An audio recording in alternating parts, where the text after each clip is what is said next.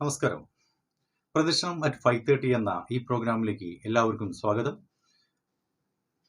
പ്രദർശനം ഡോക്യുമെന്റിയുടെ ഭാഗമായുള്ള ഈ പ്രോഗ്രാമിൽ വിശ്വാസങ്ങളെ പറ്റിയും വിശ്വാസങ്ങളിലെ ദുരാചാരങ്ങളെ പറ്റിയാണ് നമ്മൾ ചർച്ച ചെയ്യുന്നത്. നമ്മുടെ പ്രേക്ഷകരുടെ ഒരുപാട് അഭിപ്രായങ്ങളും വിശദീകരണങ്ങളും ഒക്കെ തന്നെ നമുക്ക് കിട്ടാറുണ്ട്. നമ്മൾ വിശ്വാസികളാണെങ്കിലും നമ്മൾ വിശ്വാസത്തിനുപരിയായി നമ്മൾ കുറേ ദുരാചാരങ്ങളും അനാചാരങ്ങളും ചെയ്തു വരുന്നു. അതിനെപ്പറ്റി അത് ഇല്ലായ്മ ചെയ്യുകയാണെന്നാണ്, അതിൽ നമുക്കൊരു അവബോധം സൃഷ്ടിക്കുക. അങ്ങനെ ചെയ്യുന്ന ആളുകളിൽ ആ വിശ്വാസത്തിന്റെ പരമായി ചെയ്യുന്ന കാര്യങ്ങളിൽ വരുന്ന അനാചാരങ്ങൾക്കും ദുരാചാരങ്ങൾക്കും ഒക്കെ തന്നെ ഒരു അറുതി വരുത്തുക, അത് മനസ്സിലാക്കിക്കൊണ്ട് അവരെ ആ ക്രിയയോ അല്ലെങ്കിൽ ആ ക്ഷേത്ര ദർശനമോ സാധ്യമാക്കുക എന്നാണ് നമ്മുടെ ഈ പരിപാടിയുടെ ലക്ഷ്യം. കഴിഞ്ഞ എപ്പിസോഡിൽ നമ്മൾ നിലവിളക്കിൽ തിരിയിടുന്നതിനെ പറ്റിയും ഏത് ദിക്കിലേക്കാണ് 5 തിരിയാണെങ്കിലും 8 തിരിയാണെങ്കിലും ഏതൊക്കെ ദിക്കിനെ പറ്റിയാണ്, ഏതൊക്കെ ദിക്കിലെ കുറിച്ചാണ്, ഏതൊക്കെ ദേവന്മാരെ ഉദ്ദേശിച്ചിട്ടാണ് തിരിയിടുന്നത്, അതിൻ്റെ അങ്ങനെയുള്ള ആ കാര്യങ്ങളും എല്ലാം തന്നെ നമ്മൾ ആ കഴിഞ്ഞ എപ്പിസോഡിൽ നമ്മൾ വിശദമായി ചർച്ച ചെയ്തിട്ടുണ്ടായിരുന്നു. ഇന്ന് നമ്മൾ ചർച്ച ചെയ്യാൻ പോകുന്ന വിഷയം ഒരു ക്ഷേത്ര ദർശനം നടത്താൻ പോകുന്നത് എങ്ങനെയായിരിക്കണമെന്നാണ്. നമ്മളിൽ പലരും പല രീതിയിലാണ് ക്ഷേത്ര ദർശനം നടത്താറ്. ചിലര് അവരുടെ സമയക്രമത്തിനനുസരിച്ചിട്ട് ക്ഷേത്ര ദർശനം ചുരുക്കും. മറ്റു ചിലര് വിശദമായി തന്നെ ക്ഷേത്ര ദർശനം നടത്തുകയും ചെയ്യും. നമ്മൾ ഒരു ക്ഷേത്രത്തിലേക്ക് ദർശനം നടത്താൻ പോകുമ്പോൾ ശുഭവസ്ത്രങ്ങൾ ധരിച്ചു വേണം പോവുക. അതേപോലെ തന്നെ നമ്മുടെ മനസ്സും ശരീരവും വസ്ത്രവും എല്ലാം തന്നെ ശുദ്ധമായിട്ടുള്ള അതേപോലെ തന്നെ വൃത്തിയുള്ള വസ്ത്രങ്ങൾ ധരിച്ചിട്ട് വേണം നമ്മൾ ക്ഷേത്രത്തിലേക്ക് പോകാൻ. ആണുങ്ങളാണെങ്കിൽ വെള്ള വസ്ത്രത്തിനും അതേപോലെ തന്നെ മുണ്ട്, അതേപോലെ ഷർട്ട്, ഇതൊക്കെ ധരിച്ചിട്ടാണ് കൂടുതലായിട്ടും ആൺകുട്ടികളാണെങ്കിലും നമ്മള് പുരുഷന്മാരെല്ലാവരും തന്നെ ക്ഷേത്ര ദർശനം നടത്താറ്. സ്ത്രീകളാണെങ്കിൽ സാരി അതേപോലെ തന്നെ ചുരിദാറിങ്ങളുടെ കാര്യങ്ങളൊക്കെ ഉപയോഗിച്ചാണ് ക്ഷേത്ര ദർശനം നടത്താറ്. നിങ്ങൾ ശ്രദ്ധിച്ചിട്ടുണ്ടോ, ചില ആളുകളെ ക്ഷേത്ര ദർശനം നടത്താൻ പോകുമ്പോൾ നിങ്ങൾ തന്നെ ശ്രദ്ധിച്ചാൽ അറിയാം, അവർ കഴിഞ്ഞ ദിവസം അയച്ചിട്ട ഡ്രസ്സ് തന്നെ ഇത് അങ്ങനെ അലക്കാനൊന്നും ആയിട്ടില്ല, ഇത് ഞാൻ ഒന്നുകൂടി ഇടട്ടെ, അതിപ്പോ നാളെ രാവിലെ അമ്പലത്തിൽ പോകുന്ന കൂടി കഴിഞ്ഞിട്ട് മാത്രം അലക്കാം, എന്നിട്ട് മതി അത് അലക്കാൻ പോലെ, അത് ആ ക്ഷേത്ര ദർശനോട് കഴിഞ്ഞിട്ട് മതി. ഒന്ന്. രണ്ടാമതായി ചിലർ നിങ്ങൾ ശ്രദ്ധിച്ചിട്ടുണ്ടോ, ചില ആളുകള് രാവിലെയും ഉച്ചയ്ക്കും വൈകിട്ടും 4 മണി വരെ ചിക്കനും മറ്റുള്ള ഭക്ഷണ പദാർത്ഥങ്ങളോ ബിരിയാണിയും ഒക്കെ കഴിച്ചിട്ടുണ്ടാവും. ഇതൊക്കെ കഴിച്ച് നമ്മള് ആ ഒരു മൂർധന്യഭാവത്തിൽ നിൽക്കുന്ന സമയത്താണ് നമുക്കൊരു ചിന്ത വരുന്ന അയാൾക്ക് ക്ഷേത്രത്തിൽ പോകണം എന്നുള്ളത്. അതിന് സുഹൃത്തുക്കൾ ക്ഷേത്രത്തിലേക്ക് വിളിക്കുകയാളെ, പോകുന്നുണ്ടോ, ഞങ്ങൾ പോകുന്നുണ്ട്, ഇയാൾ വരുന്നുണ്ടെങ്കിൽ വരുന്നു. ദേവീ ക്ഷേത്രങ്ങളാണെങ്കിലും ശിവക്ഷേത്രങ്ങളാണെങ്കിലും ഏതാണെങ്കിൽ തന്നെ. അപ്പൊ ചില ആളുകളൊക്കെ പറയുന്നത് കേൾക്കാറുണ്ട്, നമ്മൾ ചിക്കൻ കഴിച്ചില്ലെങ്കിൽ എന്ത് പ്രശ്നം, നമ്മളൊന്ന് കുളിച്ചാൽ മതി, കുളിച്ചാലൊക്കെ തീർന്നു. നമ്മളൊന്ന് കുളിച്ചാൽ മതി, കുളിച്ചു കഴിഞ്ഞാൽ നമ്മൾ ഭക്ഷണം കഴിച്ച സംഗതികളൊക്കെ കഴിഞ്ഞു, ചിക്കൻ കഴിച്ചാലൊന്നും പ്രശ്നമല്ല, നമ്മൾ കുളിച്ചു കഴിഞ്ഞാൽ മതി, കുളിച്ചു കഴിഞ്ഞാൽ നമുക്ക് ക്ഷേത്ര ദർശനം നടത്താം, അതിനൊന്നും പ്രശ്നമല്ല, അതൊക്കെ ശുദ്ധിയായി പോയി. നമ്മൾ കഴിക്കുന്ന ഭക്ഷണം ഒന്ന് മനസ്സിലാക്കുക, നമ്മൾ കഴിക്കുന്ന ഭക്ഷണം എന്നൊക്കെ നമ്മളെ വയറ്റിലേക്കല്ല വരുന്നത്. ആ വയറും നമ്മളെ ശരീരവും നമ്മളെ മനസ്സും നമ്മളെ ഈ വസ്ത്രവും ഒക്കെ കൊണ്ടിട്ടാണ് നമ്മൾ എങ്ങോട്ട് പോകുന്നത്, നിങ്ങൾക്ക് ഇഷ്ടപ്പെട്ട ദേവനെ പ്രാർത്ഥിക്കാനോ കാണാനോ പോകുന്നത്. ആ ക്ഷേത്രത്തിന്റെ പരിസരവും ക്ഷേത്രവും ഉത്തമത്തിലായിരിക്കും, നിങ്ങളപ്പം മധ്യമത്തിലായിരിക്കും. ഇങ്ങനെ കുറെ ദുരാചാരങ്ങൾ നമ്മളെ എല്ലാവരുടെ കയ്യിലും ഉണ്ട്. ഇതൊക്കെ കൃത്യനിഷ്ഠയോടെ പോകുന്നവരുണ്ട് കേട്ടോ. അവരെ കുറിച്ചല്ല പറയുന്നത്. നിങ്ങൾ ശ്രദ്ധിച്ചാൽ അറിയാം, നിങ്ങളെ കൂട്ടത്തിലുള്ള ആളുകൾ തന്നെ ഈ രീതിയിലൊക്കെ പോകുന്നത് കാണാം. ക്ഷേത്രത്തിലേക്ക് പോകുമ്പം ചെരുപ്പിട്ട് ഉള്ളിലേക്ക് ക്ഷേത്രത്തിലേക്ക് ചെരുപ്പ് കയറ്റാൻ പാടില്ല. അതേപോലെ തന്നെ നമ്മൾ ക്ഷേത്രത്തിൽ കയറി കഴിഞ്ഞാൽ നമ്മൾ നാമജപങ്ങളായിരിക്കണം ഉണ്ടാകുന്നത്. ഏത് ദേവനെയാണോ നമ്മൾ കാണാൻ പോകുന്നത് ആ ദേവന്റെ നാമമായിരിക്കും നമ്മൾ ഉച്ചരിക്കുന്നത് ഉണ്ടാവുക. നമ്മൾ ആ ജപിച്ചുകൊണ്ടായിരിക്കണം ക്ഷേത്ര പ്രദക്ഷിണം നടത്തുന്നത്. നമ്മൾ ക്ഷേത്രത്തിന്റെ നാലമ്പലത്തിനുള്ളിൽ കയറി കഴിഞ്ഞാൽ ക്ഷേത്ര പ്രദക്ഷിണം നടത്തുന്ന ഒരു ഗർഭിണിയായ ഒരു സ്ത്രീ എങ്ങനെയാണോ നടക്കുക ആ സ്പീഡിലേ നമ്മൾ നടക്കാൻ പാടുള്ളൂ എന്നൊക്കെ തന്ത്രിമാർ പറയുന്നത് കേൾക്കാം. അത് നമ്മളെ പൗരാണികമായിട്ടുള്ള നമ്മളെ മുതുമുത്തച്ഛന്മാരൊക്കെ പറയുന്നത് കേൾക്കാം. നമ്മൾ അങ്ങനെയേ നടക്കാൻ പാടുള്ളൂ ക്ഷേത്രത്തിൽ പോയി കഴിഞ്ഞാൽ, നാലമ്പലത്തിൽ ഭഗവാനെ പ്രതിഷ്ഠ നടക്കുന്ന സമയത്ത്.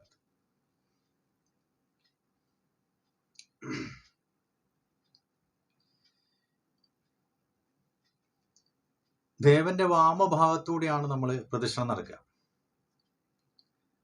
ആ ഭാഗത്തൂടെ ആയിരിക്കണം നമ്മൾ പ്രദക്ഷിണം നടത്തി വരേണ്ടത്. ചില ആളുകൾ കാണാം ഇടതുവശത്തൂടെ കയറിയിട്ടൊക്കെ പ്രദക്ഷിണം നടക്കാം. ബലിക്കല്ല് കയറി വരുന്ന സമയത്ത് ബലിക്കല്ലുണ്ട്, ബലിക്കല്ല് തൊട്ടിട്ട് നമ്മൾ നമസ്കരിച്ച് 100 പ്രാവശ്യം തൊട്ട് നമസ്കരിക്കും. ബലിക്കല്ല് നമ്മൾ തൊടാൻ പാടില്ല.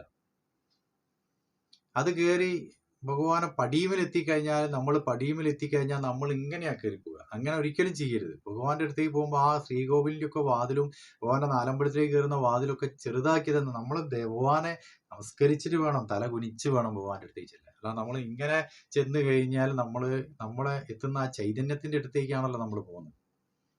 ആ ദേവതയെ ബഹുമാനിക്കാനും ദേവതയോട് അനുഗ്രഹം മേടിക്കാനാണ് നമ്മൾ പോകുന്നത്. അപ്പൊ നമ്മൾ ഇങ്ങനെ പോയാലോ, നമ്മള് നമസ്കരിച്ച് ചില ആളുകൾ കണ്ടിട്ടുണ്ടാവില്ല നിങ്ങൾ, ക്ഷേത്രത്തിന്റെ നാലമ്പലത്തിന്റെ ശ്രീകോവിലേക്ക് കയറുമ്പോൾ പടി തൊട്ട് നെഞ്ഞത്ത് തലയിലൊക്കെ വെക്കുന്ന കാണാം. ആ ദേവതയോടെ നമസ്കരിക്കുക. ഭഗവാനെ ഞാൻ നമസ്കരിച്ചു, ഞാനിതാ വരുന്നു ഭഗവാന്റെ അടുത്തേക്ക്. അപ്പൊ അങ്ങനെ നമ്മൾ വരും, അങ്ങനെ ഉള്ളിൽ കയറി പ്രദക്ഷിണം. പിന്നെ ചില ആളുകൾ കാണാം നിങ്ങൾക്ക്, ക്ഷേത്രത്തിന്റെ ഉള്ളിൽ കയറി കഴിഞ്ഞാലും ഫോൺ വിളിയാണ്. ഫോൺ വിളിച്ചുകൊണ്ടിരിക്കും, ഫോൺ വരുന്ന ഫോണുകളൊക്കെ അറ്റൻഡ് ചെയ്യും. അത് കഴിഞ്ഞിട്ട് ഭഗവാനോട് പ്രാർത്ഥിക്കുന്നുണ്ടാവും, ഒരു കയ്യിൽ ഫോണും ഉണ്ടാവും. അങ്ങനെ ചെയ്യുന്ന ആളുകളും ഉണ്ട്. പിന്നെ ചിലരെ നിങ്ങൾക്ക് കാണാം, ക്ഷേത്രത്തിന്റെ ഉള്ളിൽ കയറി പ്രദക്ഷിണം നടത്തുന്നതിന്റെ ഉള്ളിൽ തന്നെ പ്രദക്ഷിണത്തിന് അന്നേരം വഴിപാട് ചെയ്ത് കിട്ടിയ സാധനങ്ങൾ ഉണ്ടാവും. എന്തെങ്കിലും ത്രിമധുരമോ മറ്റുള്ള സാധനങ്ങളൊക്കെ വഴിപാട് ചെയ്തിട്ടുണ്ട്, അത് കയ്യിൽ തിരുമേനി കൊടുത്തിട്ടുണ്ടാവും, ദക്ഷിണയോ കൊടുത്തിട്ട് എന്ത് ചെയ്യും, നമ്മൾ ഇങ്ങനെ പ്രദക്ഷിണം ചെയ്യുന്ന സമയത്ത് തന്നെ അതെടുത്ത് കഴിക്കും. അതിൽ നിന്ന് വരുന്ന ആ അവശിഷ്ടങ്ങളൊക്കെ അവിടെ വീണാൽ തന്നെ അത് ചെയ്തതിനുള്ള ഫലം പോയി. പിന്നെ ചില ആളുകൾ കാണാം, ക്ഷേത്രത്തിന്റെ ഉള്ളില് നാലമ്പലത്തിന്റെ ഉള്ളിൽ കയറി കഴിഞ്ഞു കഴിഞ്ഞാൽ നാട്ടുവർത്തമാനം കുടുംബ വർത്തമാനം തന്നെ പറയാനുള്ളൂ. സിനിമ അല്ലെങ്കിൽ മറ്റുള്ള കാര്യങ്ങളോ അവർ പോയ കാര്യങ്ങളോ വന്ന കാര്യങ്ങളോ ഇതൊക്കെ തന്നെ പറയാനുണ്ടാവുള്ളൂ. അത് തന്നെ പറഞ്ഞാൽ തീരൂല നാലമ്പലത്തിനുള്ളിൽ. പിന്നെ അന്നേരം മേൽശാന്തി വന്നിട്ട് പറയണം, ഇവിടുന്ന് നാമജപം മാത്രമേ പാടുള്ളൂ, സംസാരിക്കാൻ പാടില്ല. അന്ന സമയത്തേ അവര് ഒന്ന് സൈലന്റ് ആവും. അത് കഴിഞ്ഞ് കുറച്ച് കഴിഞ്ഞാൽ പിന്നെയും തുടങ്ങും.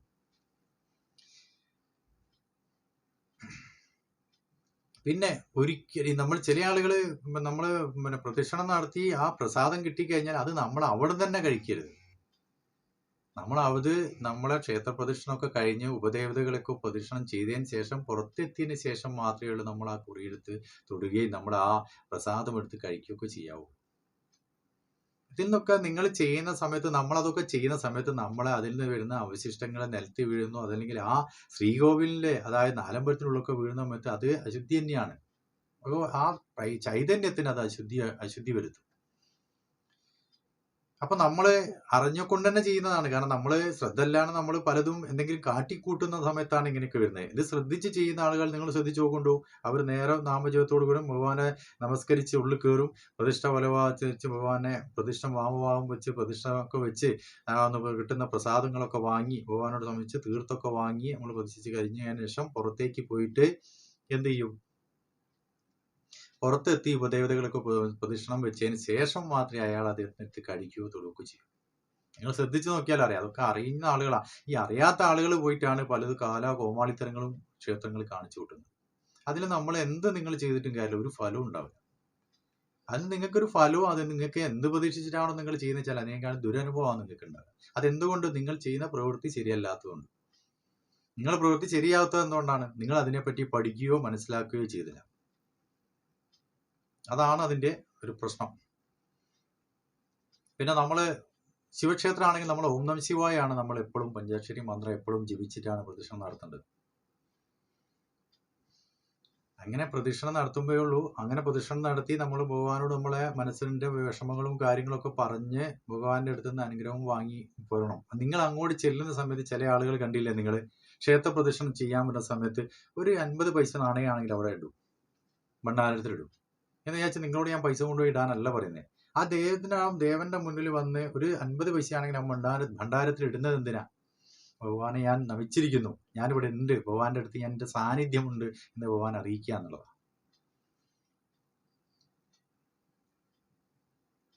ക്ഷേത്രത്തിൽ മേൽശാന്തി ആരാണ്? ദേവനെ സംബന്ധിച്ചിടത്തോളം തന്ത്രി ആരാണ്? ആർക്കെങ്കിലും അറിയോ? അറിയാത്ത ആളോടാണ് ചോദിക്കുന്നത്.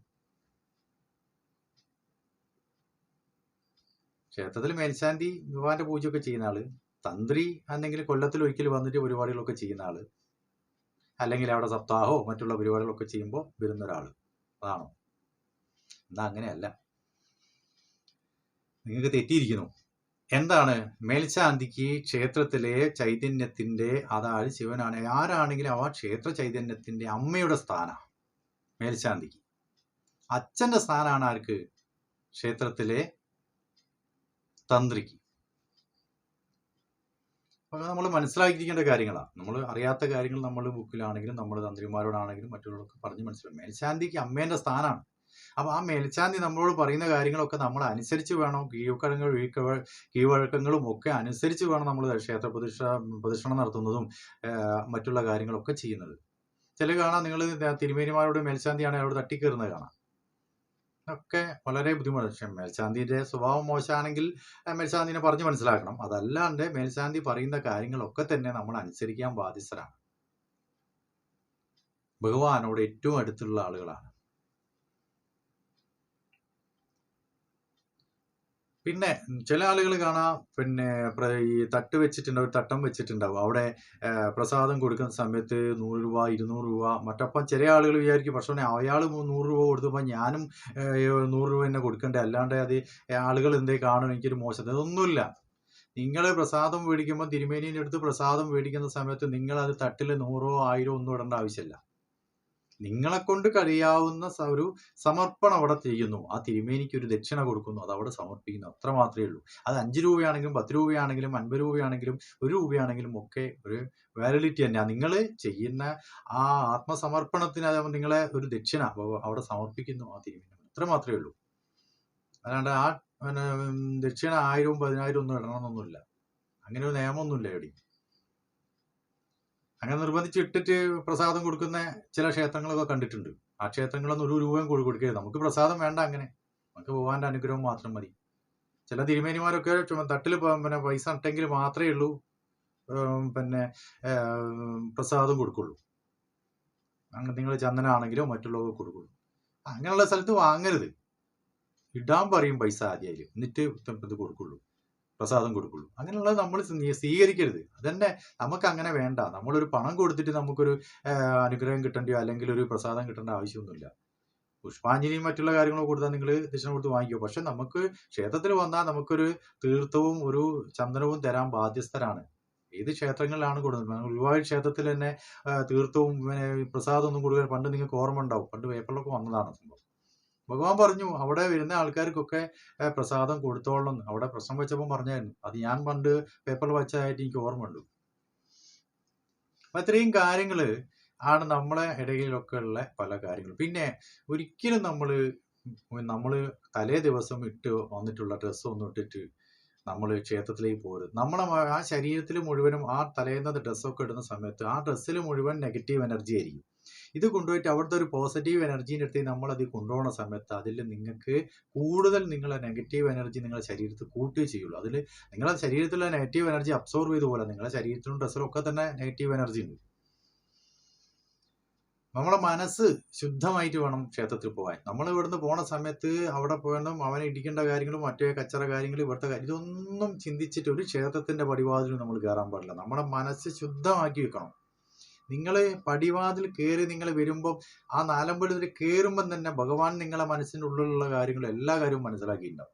നിങ്ങൾ അവിടെ പോയിട്ട് ഈ 108 കാര്യങ്ങൾ ജപിച്ചു വരേണ്ട ആവശ്യമൊന്നുമില്ല. ഭഗവാൻ നിങ്ങളെ കാണുമ്പോഴേക്ക് തന്നെ എല്ലാം മനസ്സിലായി. ഈ ഹനുമാൻ സ്വാമിക്ക് അങ്ങനെ ഒരു പ്രത്യേകത ഉണ്ട്. ഹനുമാൻ സ്വാമി നിങ്ങൾ പ്രാർത്ഥിക്കാൻ ഹനുമാൻ സ്വാമിയുടെ മുന്നിലും ജസ്റ്റ് ഹനുമാൻ സ്വാമിയിൽ നിന്നാൽ മതി, ഭഗവാൻ എല്ലാ കാര്യങ്ങളും വായിച്ചു കൊടുക്കും. അങ്ങനെ ഒരു പ്രത്യേകത ഹനുമാൻ സ്വാമിക്കുണ്ട്. അതുപോലെ ശിവക്ഷേത്രത്തിൽ പോയി കഴിഞ്ഞാൽ ഏതൊരു ചൈതന്യത്തിലാണെങ്കിലും ആ ചൈതന്യത്തിന്റെ അടുത്ത് എത്തുമ്പോൾ നിങ്ങളെ എല്ലാ കാര്യങ്ങളും ഭഗവാൻ റീഡ് ചെയ്ത് കഴിഞ്ഞിട്ടുണ്ടാവും. പിന്നെ നിങ്ങൾ അതിനൊക്കെ പറ്റി സൂചിപ്പിക്കുക. ഇന്ന് അതല്ലാണ്ട് 100 കാര്യങ്ങൾ പറഞ്ഞിട്ട് പ്രതിഷ്ഠ. പിന്നെ ചില ആളുകൾ കാണാം, പ്രതിഷ്ഠ നടത്താൻ പോകുന്ന സമയത്ത് വരിയായിരിക്കും. ഈ വരിയിൽ നിൽക്കുന്ന മറ്റവരൊക്കെ ഇടിച്ച് തെറിപ്പിച്ച് അപ്പുറത്തെ മുന്നിൽ കൂടെ ഒക്കെ പോയി തൊഴുതെന്നു. അങ്ങനെയൊക്കെ പോയി കഴിഞ്ഞാൽ നമ്മൾ വഴി കൊടുക്കുക. നമ്മളെ കൂടെയുള്ള ആൾക്കാർക്ക് ബുദ്ധിമുട്ടില്ലാത്ത രീതിയിൽ വേണം നമ്മൾ പ്രതിഷ്ഠയ്ക്ക് മുന്നിൽ നിന്ന് പിന്നെ നമ്മൾ ഭഗവാന്റെ അടുത്ത് പ്രാർത്ഥിക്കാൻ. അല്ലാണ്ട് മറ്റുള്ളവരൊക്കെ ഇടിച്ച് താമർത്തി മുന്നോട്ട്, നിങ്ങൾ ചില സ്ഥലത്തൊക്കെ പോയി കാണാൻ പറ്റുന്നതാണ്. ഇടിച്ച് താമർത്തി കയ്യുകൊള്ളം കാര്യക്കാരെന്നുള്ള എല്ലാ സ്ത്രീകളെയും ഒക്കെ ഇടിച്ച് തെറിപ്പിച്ച് പോകുന്നത് കാണാം. ഇതിലൊന്നും ഒരു കാര്യമില്ല. നമ്മൾ എത്ര കണ്ട് ക്ഷമ കാണിക്കുന്നു, നമ്മൾ എത്ര കണ്ടത് പക്വത കാണിക്കുന്നു, അവിടെ ഭഗവാനൊക്കെ നമ്മളെ കണ്ടിട്ടുണ്ടാവും. ആ ചൈതന്യം നമ്മളെ അത്രയും നമ്മളെ ആ കാര്യങ്ങളൊക്കെ തന്നെ വരവ് വെച്ചിട്ടുണ്ടാവും അവിടെ. അങ്ങനെ നമ്മൾ ഇടിച്ചു പറഞ്ഞ് എല്ലാവരും തള്ളിയിട്ടൊക്കെ പോയി അവിടെ പോയി പ്രാർത്ഥിച്ചിട്ട് ഒരു കാര്യമില്ല. നമ്മൾ എല്ലാവരും വിനയാന്വിതമായി എല്ലാവരോടും സഹകരിച്ച് എല്ലാവർക്കും നമ്മൾ ഓരോ ആൾക്കും ബുദ്ധിമുട്ടുണ്ടാകാത്ത രീതിയിൽ വേണം പോയിട്ട് നമ്മൾ ക്ഷേത്രത്തിൽ പിന്നെ പ്രാർത്ഥന നടത്താനും. ഇതിന് മുന്നത്തെ ഒരു എപ്പിസോഡിൽ ഞാൻ പറഞ്ഞിട്ടുണ്ട്, ക്ഷേത്രത്തിൽ പോയി കഴിഞ്ഞാൽ നമ്മൾ ഒരു 108 കാര്യങ്ങൾ പ്രതിഷ്ഠയ്ക്ക് മുന്നിൽ നിന്ന് പ്രാർത്ഥിക്കാൻ പാടില്ല. നമുക്ക് താൽക്കാലികം ആ സമയത്ത് നമുക്ക് എന്തൊക്കെ ബുദ്ധിമുട്ടുകളുണ്ട് താൽക്കാലികമായിട്ടുള്ള ആ ബുദ്ധിമുട്ടുകളൊക്കെ തന്നെ ഭഗവാനോട് പറയണം. അല്ലെങ്കിൽ അങ്ങനെ 100 കാര്യങ്ങളെ പറ്റി പറയരുത്. നമ്മൾ സ്മരിക്കുക. കാരണം കുറച്ച് കാര്യങ്ങൾ നിങ്ങൾക്ക് നടന്നു കിട്ടേണ്ട പല കാര്യങ്ങളും ഉണ്ടാകുമല്ലോ, അതൊക്കെ പ്രാർത്ഥിക്കുക. ഇതൊക്കെ പ്രാർത്ഥിച്ചാലും നിങ്ങളോട് ഭഗവാൻ പറയുന്നത് എന്താണെന്നറിയോ? നിങ്ങൾ നന്നായും പരിശ്രമിക്കണം, അതിൻ്റെ കൂടെ ഞാനും ഉണ്ടാവും. നിങ്ങളെ ശരീരത്തിൽ നിങ്ങൾ വന്നു നിന്നപ്പോൾ നിങ്ങളെ ശരീരത്തിലുള്ള എല്ലാ നെഗറ്റീവ് എനർജീനെയും ഞാൻ ഒഴിവാക്കിയിട്ടുണ്ട്. ഇനി പോസിറ്റീവ് എനർജിയാണ് നിങ്ങളെ ശരീരത്തിലുള്ളത്. അപ്പം നിങ്ങൾ നന്നായിട്ട് എന്ത് ചെയ്യണം? വർക്ക് ചെയ്യണം. നിങ്ങൾ നന്നായി എഫേർട്ട് എടുക്കണം. നിങ്ങൾ ലക്ഷ്യപ്രാപ്തിയിലെത്താൻ വേണ്ടി നിങ്ങൾ നന്നായിട്ട് എഫേർട്ട് എടുക്കണം എന്നാണ് നമ്മൾ ഉപദേശിക്കുന്ന ഭഗവാനും. അപ്പോഴാണ് നമ്മൾ പ്രാർത്ഥിച്ചു പോയി, ഭഗവാനെ ഞാൻ ഇന്നലെ അവിടെ പ്രാർത്ഥിച്ചു പോയി, ഞാൻ അവിടെ എണ്ണ കൊടുത്ത് അത് പിന്നെ ഇന്ന പ്രദേശം 500 രൂപേൻ്റെ വഴിപാട് നടത്തി, 900 രൂപേൻ്റെ വഴിപാട് നടത്തി, എനിക്ക് ഒന്നും സാധിച്ചില്ല, അവിടെ ഒരു സാധനവും ഇല്ല, അങ്ങനത്തെ ഒരു ദേവനേ ഇല്ല നമ്മൾ പറയലുണ്ട്. നമ്മൾ എടുക്കേണ്ട ജോലി നമ്മൾ ചെയ്യണം. നമ്മളൊരു എക്സാം ആണെങ്കിൽ ആ എക്സാം പാസ്സാവാനാണെങ്കിൽ അതിന് വേണ്ടിയുള്ള പഠിക്കലും പ്രിപ്പറേഷനും എഫേർട്ടും ഒക്കെ നമ്മൾ എടുക്കണം. അല്ല, നമുക്കൊരു ജോലി കിട്ടണമെങ്കിൽ ആ ജോലി കിട്ടാൻ ആവശ്യമായ സംഗതികൾ മുഴുവനും ഉണ്ടാക്കി വെക്കേണ്ട ഉത്തരവാദിത്വം നമ്മൾ. അതിനുവേണ്ടി നമ്മൾ എഫേർട്ട് ചെയ്യണം. ആ എഫേർട്ട് എടുക്കുമ്പോൾ ഉണ്ടാകുന്ന ബുദ്ധിമുട്ടുകളൊക്കെ തന്നെ ആ വഴിയിൽ ഉണ്ടാകുന്ന ബുദ്ധിമുട്ട് പോകാൻ തീർത്തു തരും. ഒട്ട് താൻപാതി ഒട്ട് ദൈവം പാതി എന്നൊക്കെ പണ്ടുള്ള പഴമക്കാർ പറയുന്നത് അതുകൊണ്ടൊക്കെ തന്നെയാണ്. പിന്നെ ഒരിക്കലും നിങ്ങൾ 4 മണി വരെയാണെങ്കിൽ, നിങ്ങളിപ്പം ഇന്ന് വൈകുന്നേരം അമ്പലത്തിൽ പോവുകയാണെങ്കിലും നിങ്ങൾ 4 മണി വരെ, രാവിലെ തൊട്ട് 4 മണി വരെ ചിക്കനും ബിരിയാണിയും മറ്റുള്ള കാര്യങ്ങളൊക്കെ കഴിച്ചിട്ട് പുറേ പോയി കുളിച്ചിട്ട് നിങ്ങൾ അമ്പലത്തിൽ ഒരിക്കലും പോകരുത്. ആ ചൈതന്യത്തിനെയും ആ പരിശുദ്ധമായ ഉത്തമത്തിൽ നിൽക്കുന്ന ആ ദേവസ്ഥാനത്തെയും നിങ്ങൾ നശിപ്പിക്കുക ചെയ്യുന്നത്. ഒരിക്കലും ചെയ്യാൻ പാടില്ല. അതേപോലെ തന്നെ നിങ്ങൾ ഒരിക്കലും ക്ഷേത്രത്തിന്റെ ഉള്ളിൽ വെച്ചിട്ട് നിങ്ങൾ ഒരിക്കലും എന്ത് ചെയ്യരുത്? പ്രസാദം കഴിക്കരുത്. ആ പ്രസാദത്തിൽ നിന്ന് വരുന്ന അവശിഷ്ടങ്ങൾ അവിടെ വീഴുമ്പോൾ അവിടെ അശുദ്ധിയായി. അവിടെ അത്രയും പവിത്രമായിട്ട് കൊണ്ടുനടക്കുന്ന സ്ഥലമാണ് ദൈവത്തിന്റെ നാലമ്പലത്തിന്റെ ഉള്ളിൽ. സ്വീകർഭ അവിടേക്കൊന്നും നമുക്ക് പ്രവേശനമില്ല. പക്ഷെ നമ്മൾ ആ സ്ഥലങ്ങളിൽ, നിങ്ങൾ തിരുമേനിമാർ പറയുന്നേ കേൾക്കാൻ മതിയാവും, അവിടെ ഒന്നും തൊഴിക്കരുത് കേട്ടോ, നിങ്ങളിത് ചെയ്യാൻ പാടില്ല എന്ന് പറയുന്നു. പ്രത്യേകിച്ചിട്ട് നിങ്ങൾ ഈ നാഗപ്രതിഷ്ഠയുള്ള സ്ഥലത്തൊന്നും പോയിട്ട് ഈ കുളി തൊടലോ ഭക്ഷണം കഴിക്കലോ ഒന്നും ചെയ്യരുത്. അവിടെ ഭയങ്കര നാഗെന്ന് പറഞ്ഞാൽ നിങ്ങൾ വളരെ പരിശുദ്ധവും ഭയങ്കര ആയിട്ട് നമ്മൾ വളരെയധികം ശുദ്ധിയോട് നിൽക്കുന്ന പവിത്രമായ സ്ഥലത്താണ് നാഗപ്രതിഷ്ഠ ഉണ്ടാകുക. അവിടെ ഒന്നും പോയിട്ട് എന്ത് ചെയ്യരുത്? നിങ്ങൾ പോയിട്ട് അവിടെ നിന്ന് ഭക്ഷണം കഴിക്കുകയോ പിന്നെ വായ പിന്നെ തുപ്പോ ഇതൊന്നും ചെയ്യാൻ പാടില്ല. ഞാൻ പല സ്ഥലത്തും കണ്ടിട്ടുണ്ട് അങ്ങനെ. നമ്മൾ ഈ പ്രദക്ഷിണം ഡോക്യുമെന്റിന്റെ ഭാഗമായി പല സ്ഥലത്തും നമുക്ക് പെർമിഷൻ മേടിക്കേണ്ടി വരും. പല അമ്പലങ്ങളിൽ നിന്നും പെർമിഷൻ മേടിക്കും. ഇതൊക്കെ പോകുന്ന സമയത്ത് നമ്മൾ പല ആളുകളെ നമ്മൾ ശ്രദ്ധിക്കുമ്പോൾ ഉണ്ടാവുന്ന എൻ്റെ അനുഭവത്തിൽ വന്ന കാര്യങ്ങളാണ് ഇതൊക്കെ. പിന്നെ ചില ആളുകൾ ക്ഷേത്രത്തിൽ പോകുന്നവരും കാണാം, നിങ്ങൾ പാൻറ് ഇട്ട് പിന്നെ വേറെ ക്ഷേത്രത്തിന്റെ ഒരു സംസ്കാരത്തിന് യോജിക്കാത്ത ഡ്രസ്സൊക്കെ ഇട്ടിട്ട് ചില പെൺകുട്ടികളാണെങ്കിലും ആൺകുട്ടികളാണെങ്കിലും ഒക്കെ പോകുന്നത് കാണാം. പല അവയവങ്ങളൊക്കെ കാണിച്ചുകൊണ്ടൊക്കെ തന്നെ പോകുന്നത് കാണാം. വളരെയധികം മോശമായ ഒരു ചിന്താഗതിയും സംസ്കാരമാണ്. ക്ഷേത്രത്തിന് അതിൻ്റെതായ ഒരു സംസ്കാരവും രീതിയൊക്കെ ഉണ്ട്. ആ സംസ്കാരം നമ്മളെ പറ്റില്ലെങ്കിൽ നമ്മൾ എന്തിനാ പോണ്? നമുക്ക് ആ ക്ഷേത്ര സംസ്കാരവും ക്ഷേത്രത്തിലെ ചൈതന്യത്തെയും ബഹുമാനമില്ലെങ്കിൽ ആ സംസ്കാരം നമുക്ക് സ്വീകരിക്കാൻ പറ്റൂല. പിന്നെ നമ്മൾ എന്തിനാണ് ക്ഷേത്രത്തിൽ പോകുന്നത്? അതിൻ്റെ ആവശ്യമില്ല. അത്തരം ദുരാചാരങ്ങൾ നമ്മൾ മനസ്സിൽ നിന്ന്, നമ്മൾ വിശ്വാസികളാണെന്ന് പറഞ്ഞത് ഒരു കുറിയൊക്കെ തൊട്ട് പോയോണ്ട് കാര്യമില്ല. നമ്മൾ വിശ്വാസമുണ്ടെങ്കിൽ നമ്മളെ വിശ്വാസത്തിന് അനുസൃതമായി ഒരു ക്ഷേത്രത്തിൽ തൊഴാൻ പോകുമ്പോൾ ആ തൊഴാൻ പോകുന്നിടത്തുള്ള ആ ക്ഷേത്രത്തിന്റെ ചൈതന്യത്തിന്റെയും അവിടുത്തെ നിയമക്രമങ്ങളെല്ലാം തന്നെ നമ്മൾ അനുസരിച്ചിരിക്കണം. രാവിലെ തൊട്ട് വൈകുന്നേരം വരെ ബിരിയാണിയും ചിക്കനും പോത്തും മറ്റുമൊക്കെ കഴിച്ചിട്ട് ഒന്ന് പോയി കുളിച്ചാൽ മതി ശുദ്ധിയായി എന്ന് പറഞ്ഞവരൊക്കെ നിങ്ങളോട് പറഞ്ഞു തരുന്നുണ്ടാവും. അതൊന്നും ചെയ്യരുത്. ക്ഷേത്രത്തിൽ പ്രദക്ഷിണം നടത്തുമ്പോൾ ശിവക്ഷേത്രമാണെങ്കിലും ദേവീക്ഷേത്രങ്ങളാണെങ്കിലും ശ്രീകൃഷ്ണക്ഷേത്രങ്ങളാണെങ്കിലും ഒക്കെ പല സുബ്രഹ്മണ്യ ക്ഷേത്രമാണെങ്കിലും ഒക്കെ തന്നെ ഓരോ ഇതുണ്ട്, 3, 5 അങ്ങനെ പല ഓരോ ദേവനെയും വലം വെക്കേണ്ട എണ്ണമൊക്കെ ഉണ്ട്. അതൊക്കെ ഞാൻ അടുത്ത ക്ലാസ് പറയും, അടുത്ത ഒരു എപ്പിസോഡ് പറയാം. ഈ എപ്പിസോഡിൽ തീരില്ല. അപ്പം ഇത്രയും ദുരാചാരങ്ങളൊക്കെ നമ്മളെ വിശ്വാസികൾ കാണിച്ചുകൊണ്ടിരിക്കുന്നതാണ്. അപ്പം ഈ ദുരാചാരങ്ങളൊക്കെ ഈ ഒരു എപ്പിസോഡ് നമ്മൾ കാണുന്ന ചുരുക്കം ചില പേരെന്നെങ്കിലും മാറ്റിയെടുക്കണം.